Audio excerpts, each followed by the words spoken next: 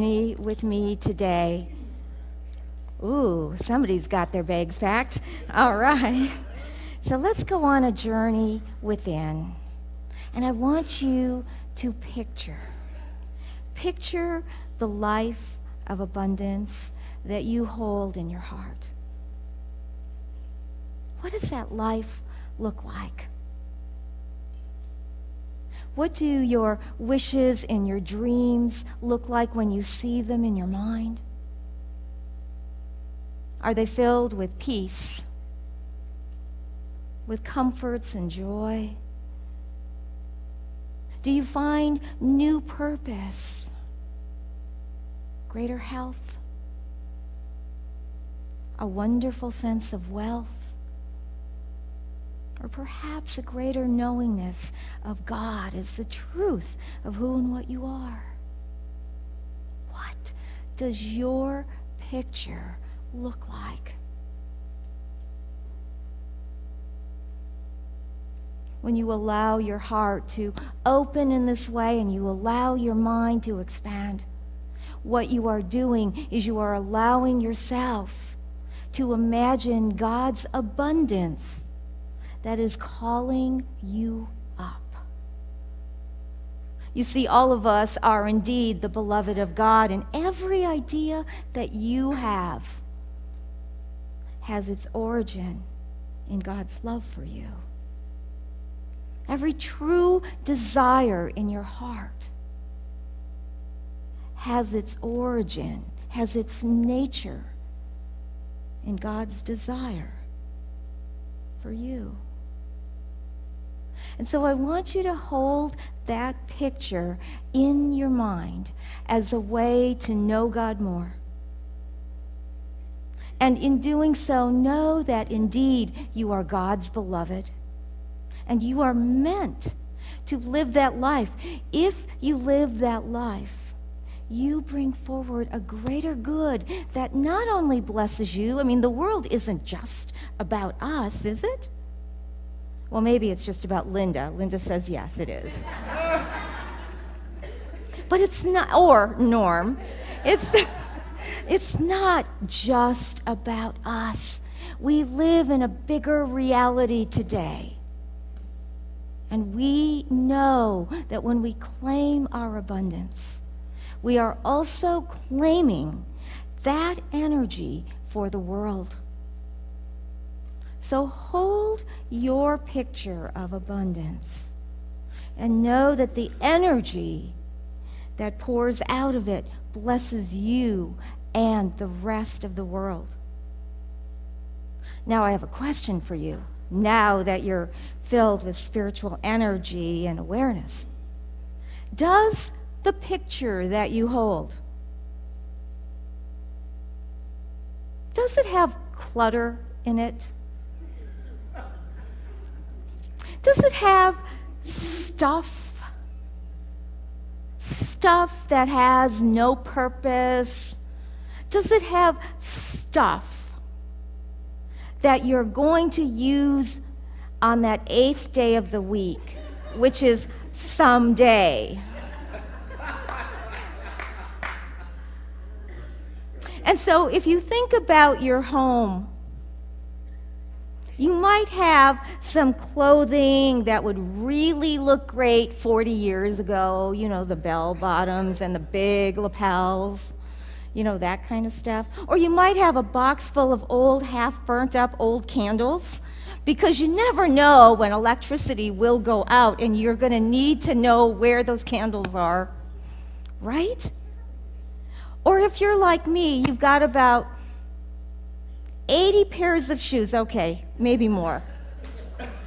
And probably about 20 of those that you will never, ever wear again in your lifetime, and maybe 10 that you've never, ever worn for whatever reason.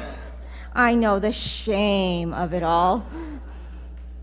And so there's this clutter, right? We know what clutter is, and we put it in our spaces. And that picture that we hold of living in abundance doesn't include more clutter It includes the things that nurture us and have life. When we hold the image of abundance from within, we also don't have in that picture peace of mind, joy, happiness. We don't have in that image old ideas about who we used to be that hurt and harm our esteem. We don't have old ideas about what people used to say about us. And we don't have old fears, and we don't have spaces for lack or limitation. So if we are going to truly and sincerely live abundantly, we will embrace today, and in our lives we will embrace the fourth key of the kingdom from David Owen Ritz's great work, and that is to make room for the new.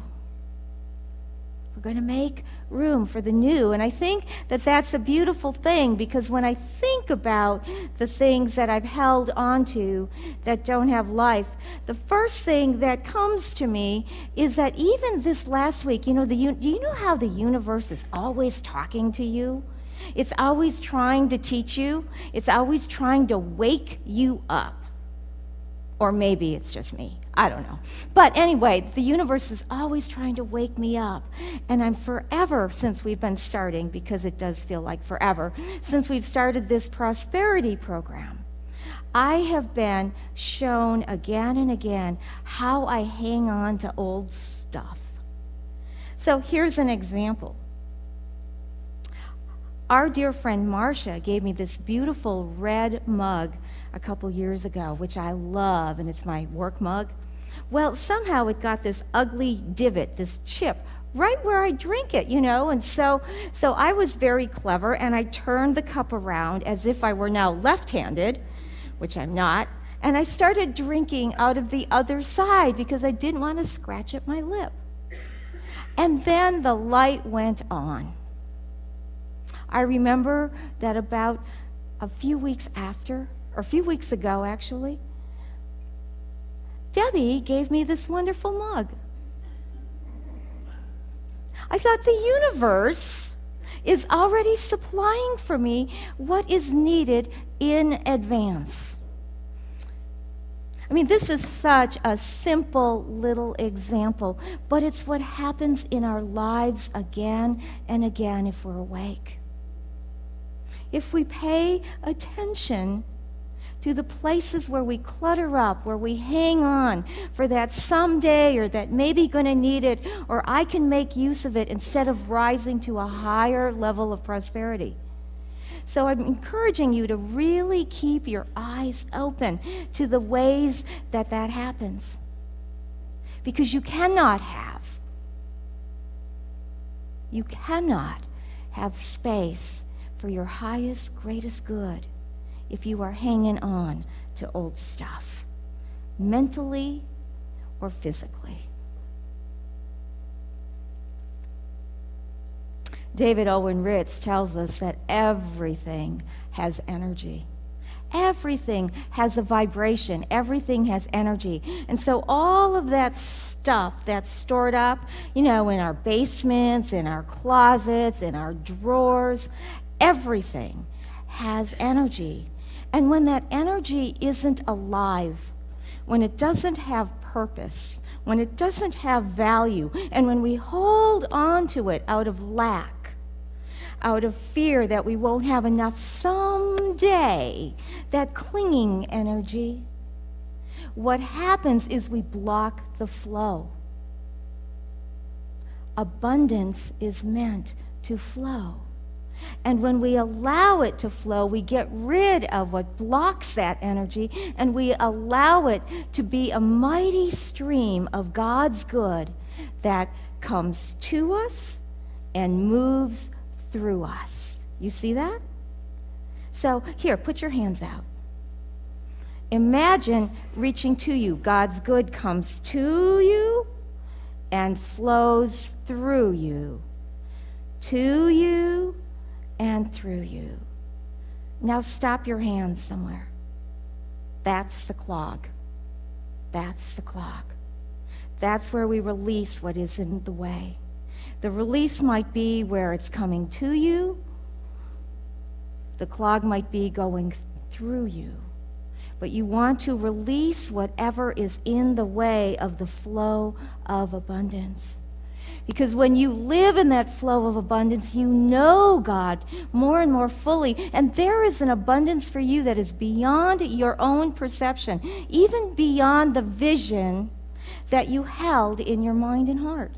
But you have to keep the flow going of to you and through you. And I love this because I know that when I'm willing to release, when I'm willing to let go, I remember the law. There's a wonderful law that we're all familiar with, and that law says that the universe abhors a vacuum, right? The universe abhors a vacuum. So when I create a space, the universe will fill that, and we see it in nature. We see it in sinkholes, right? There's a hole, and then stuff gets filled in. Well, maybe that's a little bit of a tacky example. So anyway, but you know what I mean. So let's imagine, since we're imagining today, let's imagine being at the beach. Who doesn't love the beach? And, right? Yeah. Now, better than the sinkhole. All right. So at the beach, and you're digging a hole, and it gets filled with water, right? Now do this. Imagine opening your mouth. Everybody open your mouth. Oh, you all look great. Just got to say, that is a stunning image right there. Okay, but when you open your mouth, you can close your mouth. When you open your mouth, the universe fills it with air. And as human beings, we fill it with food and water and who knows what, lots of good stuff. So that vacuum is always, always, always being filled. And when we live this way, we open. And the same kind of the universe abhorring a vacuum also is true for us, spiritually speaking. It's the same thing. When we let go of our unneeded stuff, and we have so much of it, as we already talked about. I mean, look at our stuff. I hope I don't have a picture of your stuff up here. I might. But when we let go of our stuff, we give it back out to the universe. And it doesn't have to be junk, but it means stuff that no longer has life for us. And we send it back out. And it finds another place and another space to be in a flow. I noticed that last week when I was here, I saw somebody wearing a scarf that I released last year at our Unity Sisters, What Goes Around Comes Around Day of Recirculation. And I saw one of the scarves that I had released looking so pretty on somebody else, I almost snatched it back, but I didn't.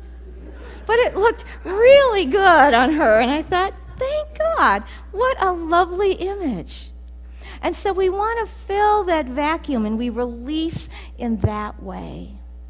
And I think it's a powerful thing, because as we do it, we bless it, and we make sure that it finds another space, and we create a space for greater good. And when we're releasing things, when we're releasing physical things, what happens is sometimes what we create in that space is simply more peace, more serenity. Sometimes we invite new or greater things, but there's always something more that the universe is willing to bring to us if we consciously do our part in releasing. Now, the same way of opening up, releasing, and allowing the universe to fill it also happens to us spiritually. It happens to us when we allow time to empty and allow God to fill us in meditation.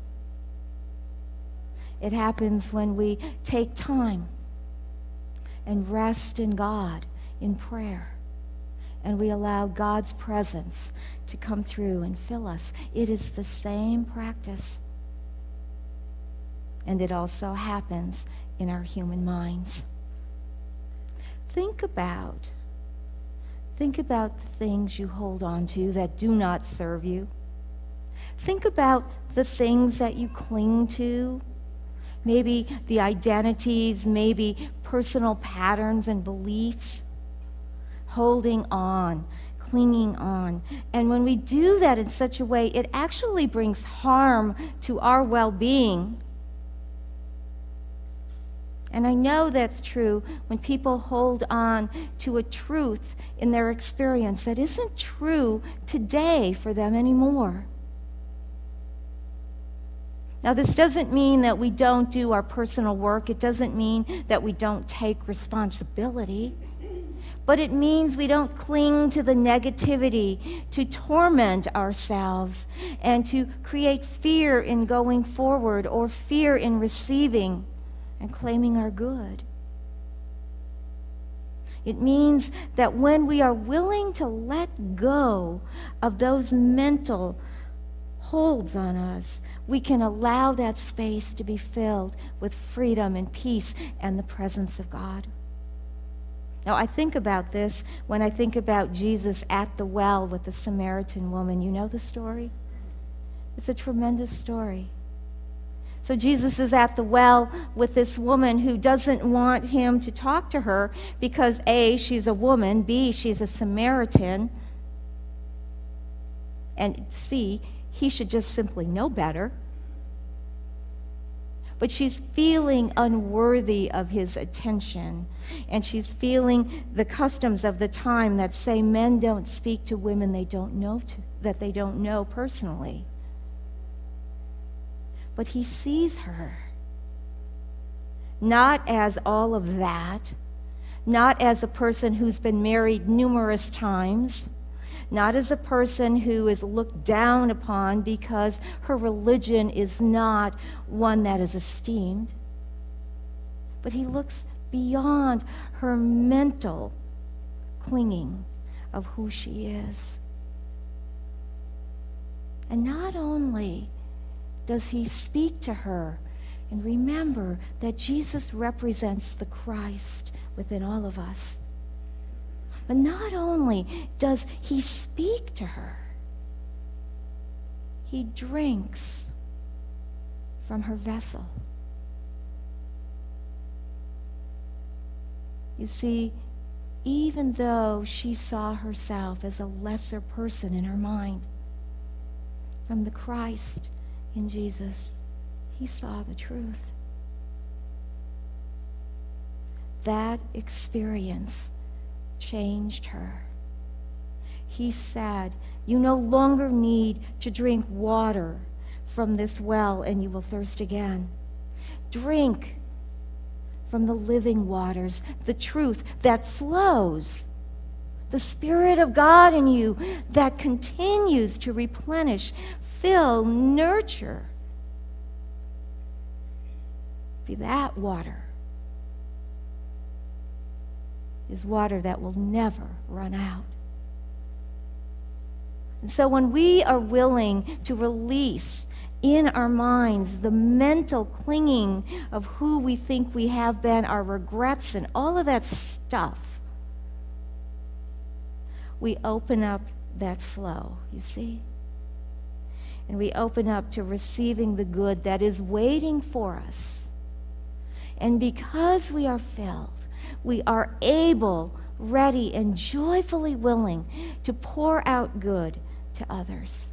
And this flow continues. And we begin to live a life where everything can be new.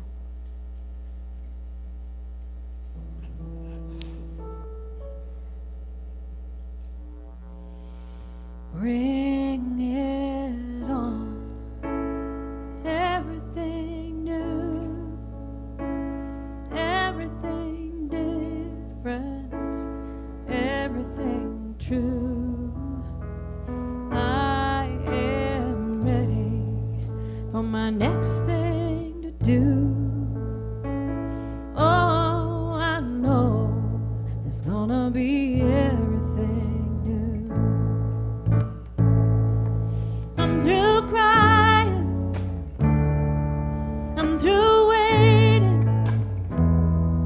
I'm through hoping against all hope. I'm through longing for something gone that'll never return.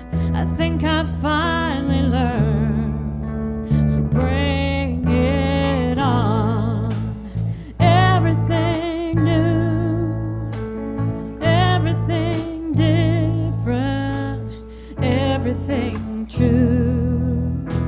I am ready for my next thing to do.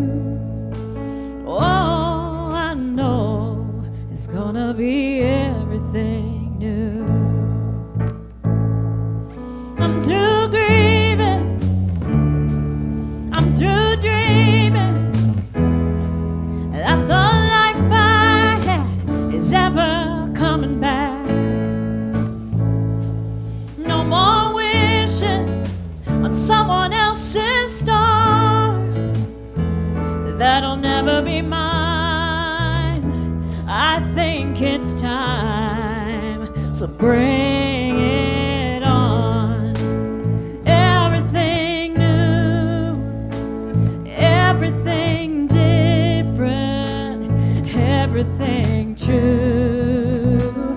I am ready for my next thing to do.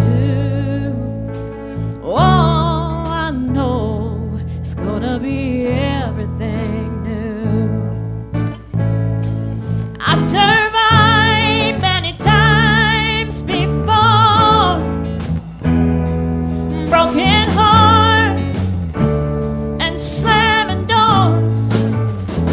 I'll be alright, yes I will, once more, just as I did back then.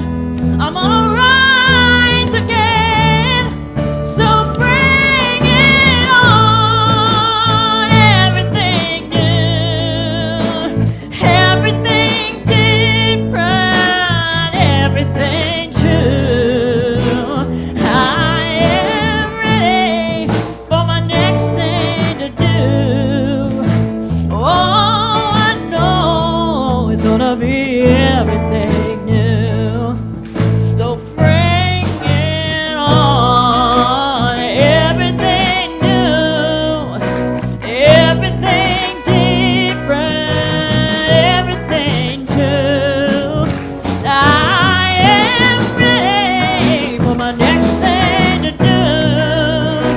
Oh, I know it's gonna be everything new. Oh, I know it's gonna be everything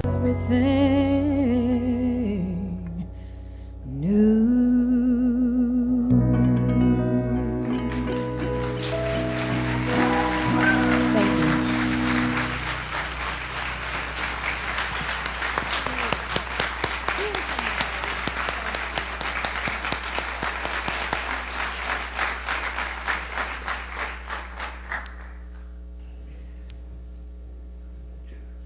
We want to live in a world where everything's new, don't we? Where all that we used to hang on to is gone. And do you know that when we practice this reality, we are always moving about practicing spiritual law? Now, spiritual law is about creating that space, as we were talking about, but I want you to know this, that spiritual law is something that rules our universe. It is a governing presence, and as David Owen Ritz says, it is the way that God interacts with us on a personal level. When we live practicing spiritual law, letting go of what's not needed, opening to the new, creating a vacuum for our good, we are practicing a law where God will speak to us personally and bring that highest good. Bring it. And this law works with all people, and it works with more fullness and more abundance when we are aware that we're consciously practicing it. And so when we do this today, we call it the law of circulation. This is the law that we were all practicing. And the law of circulation is one that keeps the flow of energy moving. It releases what doesn't have life for us as we move. It opens us to that greater good. And it allows us to give and receive joyfully. And here's the real thing. It allows us to trust God as our truth and as our source of all good. It allows us to grow in our spiritual maturity of allowing God to be the truth, the source, and the essence of all that we are. And when we live in God, we live in true abundance. And so here are some suggestions for you in practicing the law of circulation for this week.